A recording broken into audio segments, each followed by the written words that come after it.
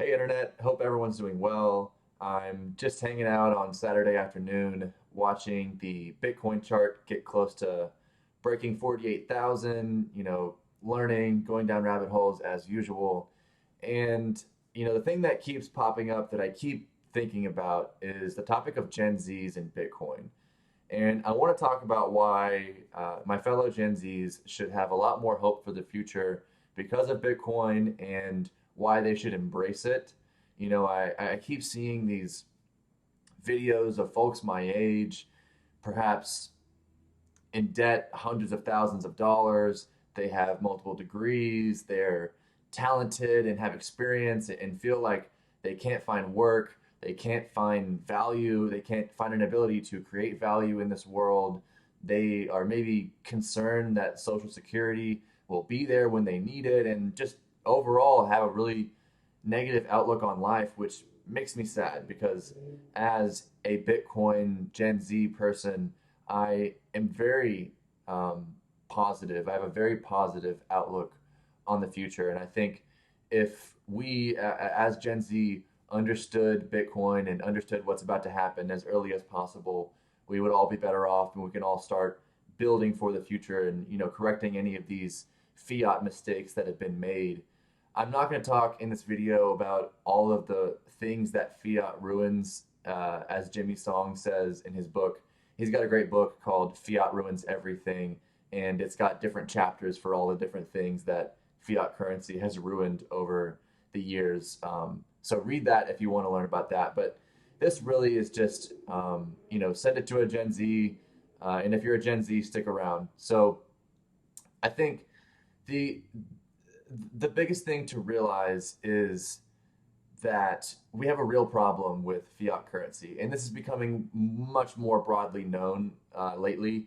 Especially, I feel like people talk about the national debt a lot more than they used to. We've watched it go from 33 to 34, soon 35 within just a few months. Just totally insane. And even the Federal Reserve are coming out on 60 Minutes saying we are on a unsustainable fiscal path, right?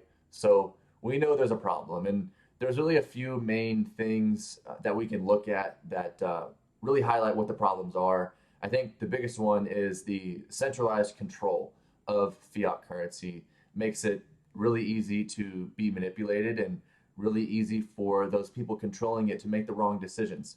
We saw what happened with interest rates, and we see how the people that are close to the money printer usually are richer. Wow, look at Elizabeth Warren worth $200 million or Nancy Pelosi.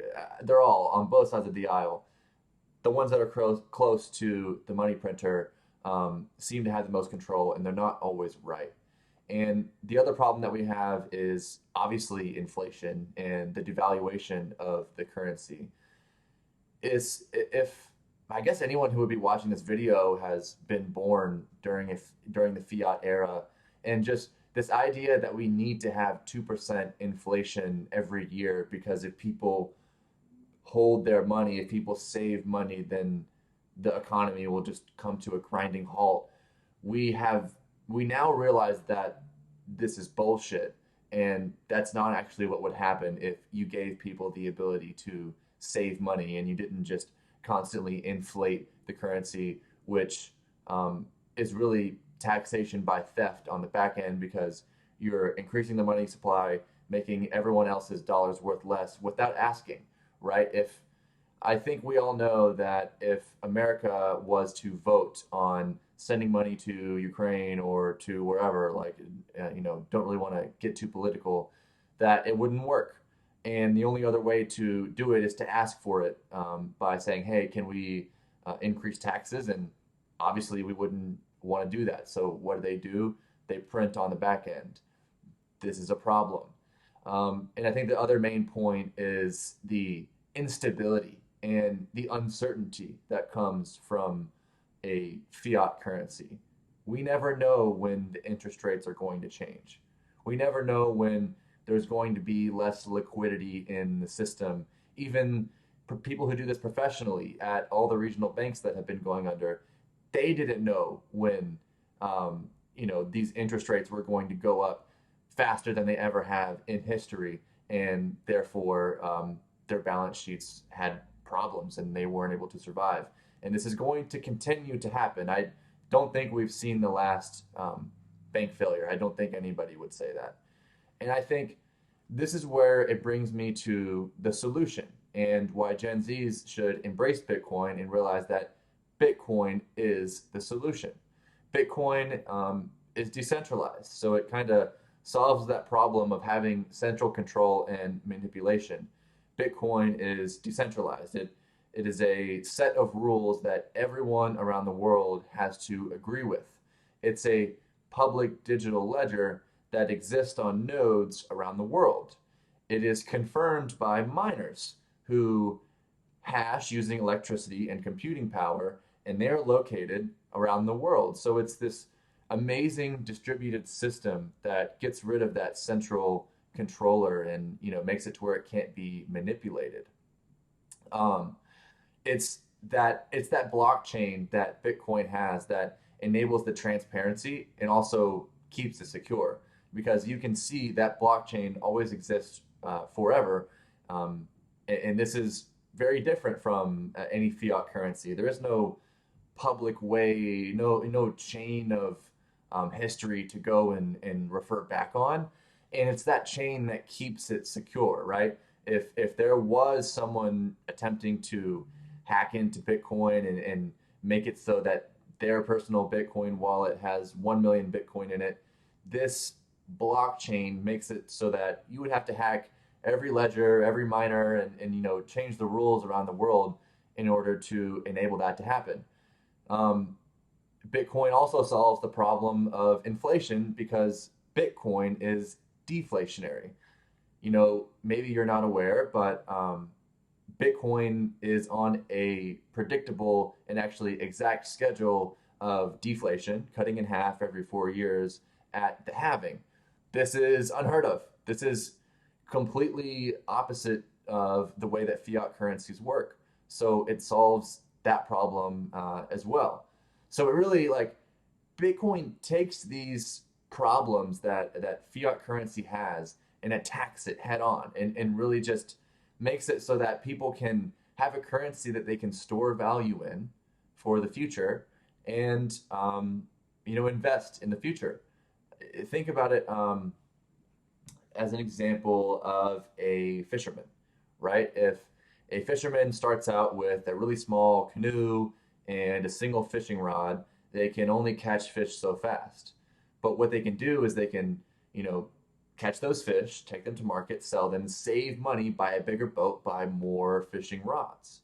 And then that ability to save money for the future, delay some gratification, and invest in yourself is what makes society flourish. That is how human flourishing happens. Is people are incentivized to save money, invest in themselves, invest in their communities, and this is how we have progress. And yeah, I think if you're a Gen Z and you're looking for inspiration and you're looking for a solution, the solution is here, and it's Bitcoin. And I know a lot of people my age have problems with the alleged energy problems that Bitcoin creates, but anyone who thinks that Bitcoin is bad for the earth or bad for humanity fundamentally doesn't understand Bitcoin, which is fine, right? It's still so early. It's still a really complicated thing. But in reality, yes, Bitcoin does use a lot of energy. So do a lot of other things that are great for humanity, like computers and cars and giant airplanes, right? They use a lot of energy, and I don't see anyone complaining about how we're all using computers and not abacuses, or not all calculating by hand instead of using calculators and walking everywhere instead of driving cars, because those are a huge boost to humanity, and they're worth it, right? And even if you look at Bitcoin, Bitcoin uses less than 1/10 of 1% of the world's energy. 1/10 of 1% of the world's energy. And I'm telling you, and a lot of people are telling you, that it's a huge net benefit for society. So what's the problem with using some energy for a net benefit to society? And that doesn't even address the fact that Bitcoin is already, I think, 60% renewable. In the future, it will be 100% renewable because of a little thing called capitalism. If a miner is a business and their number one cost is electricity, so how do you compete? How do you become better than the next miner? You lower your costs, increase your profit. How do you get free electricity? How do we get as a miner free electricity? That's renewable energy. And I think um, renewable energy right now, a lot of people have problems with it because, and rightfully so, because we have too much of it and it's mostly subsidized by the government. It's, oftentimes there's so much that the batteries are full and no one can even use the energy. And the government is having to subsidize people, say, hey, please, make these solar farms, make these wind farms, and we'll give you a little bit, we'll give you rebates. And, all of that is not needed when Bitcoin miners are incentivized themselves to create renewable energy to lower their own costs. And we're not even there. Like, I should make a whole video on energy and how Bitcoin can use all the, flared natural gas and wasted energy, that there is just an absolutely enormous amount of wasted energy that Bitcoin could use. And like I said, be a benefit to society, but I should make a whole other video for that. So, Gen Z, what can you do? You can learn about Bitcoin. You can realize that it's growing in adoption and acceptance. You can go and read about it. You can go and build upon it. You can start to realize that the impact that it's going to have on the global financial system, and how you should be really excited about that. These problems are going to get solved. Bitcoin is not going anywhere. If Bitcoin was going somewhere, it would have gone somewhere already. If Bitcoin was going to get hacked, it would have been hacked already. There's a large financial incentive to do so. We're 15 years deep, and we're just getting started. This is really like, if you're a Gen Z, you have the opportunity to get in this, on the ground level and really be a part of something cool. So that's what I'm gonna do. You know, and I don't think I've touched on enough in this video just the sheer value that you're going to have if you choose to buy Bitcoin over time instead of fiat currency over time. It's it's really just an A/B test to me at this point. Do you want to pick the money that is going up, or do you want to pick the money that is going down? So I, only have about $200 in my bank account right now because I take that to heart. I pick the money that goes up and not the money that goes down, like I said. So that's really a lot. I probably rambled there for a little bit, but hopefully it made a little bit of sense, and maybe shed some light if you haven't started to get into Bitcoin. I have some resources on my X page, my Twitter page, so feel free to take a look there. If you're watching this on YouTube, smash like, subscribe, share with a friend. Like I said in the beginning, yeah, we've got a long way to go, but we have a really exciting future. So, all right, see you on the next one.